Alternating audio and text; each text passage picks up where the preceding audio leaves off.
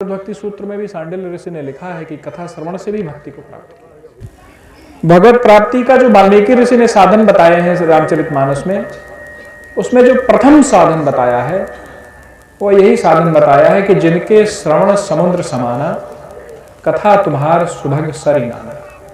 यानी कि जिनके जो कर्ण विवर हैं वह समुद्र के चरित्र के हो जाए, समुद्र ना हो जाए, समुद्र के चरित्र के हो जाए। समुद्र का क्या चरित्र है? समुद्र का चरित्र है कि उसमें जाने कहां कहां से कौन कौन सी नदी आकर उसमें प्रवाहित होती रहती है, मिलती रहती है, लेकिन समुद्र कभी किसी नदी के जल को स्वीकार करने से असहमति नहीं प्रकट करता है। नदी का जल प्रदूषित है, नदी का जल स्वच्छ है, नदी का जल मलिन है, कैसा भी है, वह उस जल को ग्रहण करता रहता है। कथा सुनने का विवेक भी उसी तरह से जागृत होना चाहिए। जैसे समुद्र नदियों को स्वीकार करने में अपनी असहमति नहीं प्रकट करता, हर समय उसके प्रति अपनी सहमति ही प्रकट करता है, उसी तरह से जिनको भगवान यह विवेक प्रदान कर दे कि उनके मन में कथा श्रवण के प्रति समुद्र जैसी जागरूकता हो जाए और भगवान की कथा भर ही निरंतर हो ही न पूरे, एक चित्त में वह प्यास जागृत हो जाए कि हमें भगवान की कथा श्रवण करना ही करना है, और वह प्यास अबूझी ही रह जाए, वह प्यास कभी पूर्ण ना हो, उस प्यास से आप कभी संतृप्त ना हो। जब यह ऐसी असंतृप्त प्यास आपके हृदय में जागृत हो जाए, तब आप समझिए कि भगवत प्राप्ति के रास्ते में आपने पहला कदम लिया।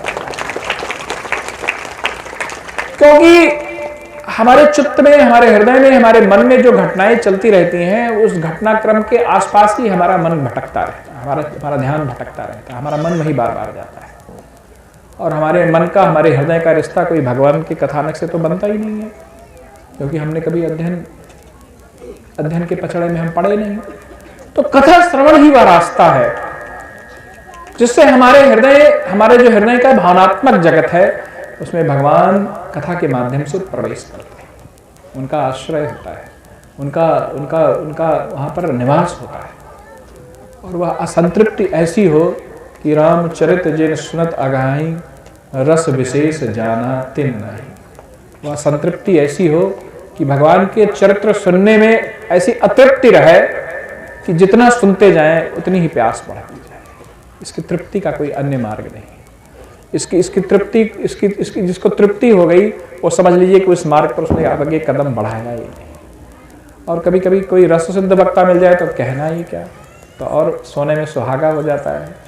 तो आदरणीय शास्त्री जी जहाँ पर कथा, एक तो खुद भी व्यवहार से बड़े मधुर हैं, भगवत कथानक को अपने चित्त और चरित्र में इन्होंने ढाल लिया है। अभिव्यक्ति होती है इनके मुखाकृति से, इनकी वाणी से, इनके अभिव्यंजना से, इनके उठने बैठने से। आप सभी को भगवान की कथा सुनने का संस्कार प्राप्त हो। इसमें भगवान की कृपा तो आवश्यक ही है, किसी रस सिद्ध वक्ता की कथा श्रवण की भी आवश्यकता समय समय पर पड़ती है। क्योंकि नरतन भव वारिद को वेरो, सन्मुख मरुत अनुग्रह मेरो। जब तक भगवान का अनुग्रह नहीं होता ना, तब तक यह भव वारिद से जो तरने का रास्ता है उसमें भगवान की कृपा मिलती है, तभी हमारे सामने वह हमारे जो वायु होती है हमारे अनुकूल हो जाती है और हम वह वारिद को प्राप्त करने का जरिया प्राप्त करने में सक्षम हो जाते हैं। अब हम क्या करें? खाली कृपा का बैठ के इंतजार करते रहें तो भी बात ठीक नहीं। हमारे बस में जो साधन है वह साधन श्रीमद् भागवत महापुराण के उपसंहार में वर्णित है।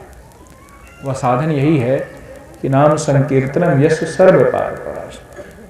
भगवान के नाम का संकीर्तन हमारे समस्त पापों को नष्ट करने में सक्षम और समर्थ है।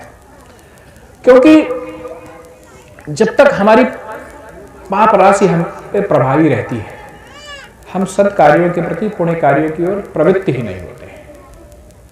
श्री नाम का जो संकीर्तन है वह आपके संचित पापों को नष्ट कर देता है। भगवान को प्राप्त करने का, भगवान अध्यात्म के रास्ते पर प्रगति का जो सबसे सच्चा और सुलभ और सबसे सक्षम मार्ग है, वह मार्ग ही भगवान के नाम का संकीर्तन है। भगवान की कथा सुनी रोज रोज तो हो नहीं सकती है। आजकल तो खैर सोशल मीडिया पे और उस पे सब पे मोबाइल फ़ोन पे, टेलीविज़न के विभिन्न चैनल्स पे आजकल कथाएं आने लगी, लोगों को सुनने की सुविधा प्राप्त हो गई। लेकिन पहले ये सुविधा नहीं प्राप्त थी, या उसमें भी किसी की प्रवृत्ति है, किसी की प्रवृत्ति नहीं है। वह प्रवृत्ति कैसे जागृत हो? और कथा से जैसे जैसे हमारी दूरी बढ़ती है, जैसे जैसे हम उससे भौगोलिक तौर पे दूर होते हैं, जैसे हम कालगत तौर पे हम उससे दूर होते हैं, धीरे धीरे कथा के से जनित जो संस्कार हैं वो थोड़ा सा शिथिल होने लगते हैं। उस संस्कारों की अग्नि को प्रज्वलित करने के लिए अगर कोई व्यवस्था है तो भगवान के नाम का संकीर्तन। गाहे बेगाहे घर का काम करते हुए, गृहस्थी का कार्य करते हुए, घर का काम निपटाते हुए, परिवार का पालन करते हुए, परिवार के लिए आजीविका कमाते हुए, घर परिवार के भोजन पानी की व्यवस्था करते हुए, इन सब कार्यों को करते करते भी भगवान के नाम का स्मरण करना चाहिए, क्योंकि स्मरण ही वह कुंजी है जो भगवत भक्ति के मार्ग को आपके ताले को खोल देगी।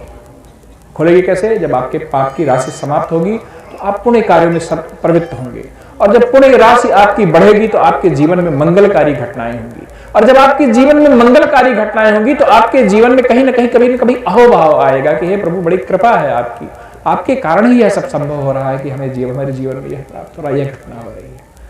तो वह उस अहोभाव को प्राप्त करने के लिए, भगवान की भक्ति को प्राप्त करने के लिए भगवान के नाम के संकीर्तन में जाए।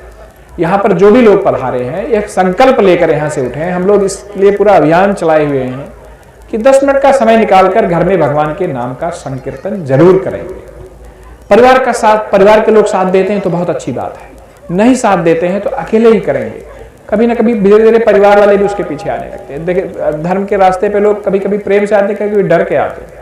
लोग सोचते हैं कि अरे राम राम कर रहे हैं, हम लोग भी करें, नहीं हमारा कुछ अहित ना हो जाए, इस डर से भी लोग आ जाएंगे। लेकिन आप मानो कि जब आपके घर में वह 10 मिनट का राम नाम संकीर्तन होने लगेगा, बहुत भाव से होने लगेगा, तेज स्वर में होने लगेगा, धीमे स्वर में होने लगेगा, मौन ध्वर करके होने लगेगा, लेकिन धीरे धीरे उससे वातावरण परिवर्तित होगा। यही एक रास्ता है, यही एक समाधान है जो हम सब आपको बता सकते हैं और जो आप अपना सकते हैं।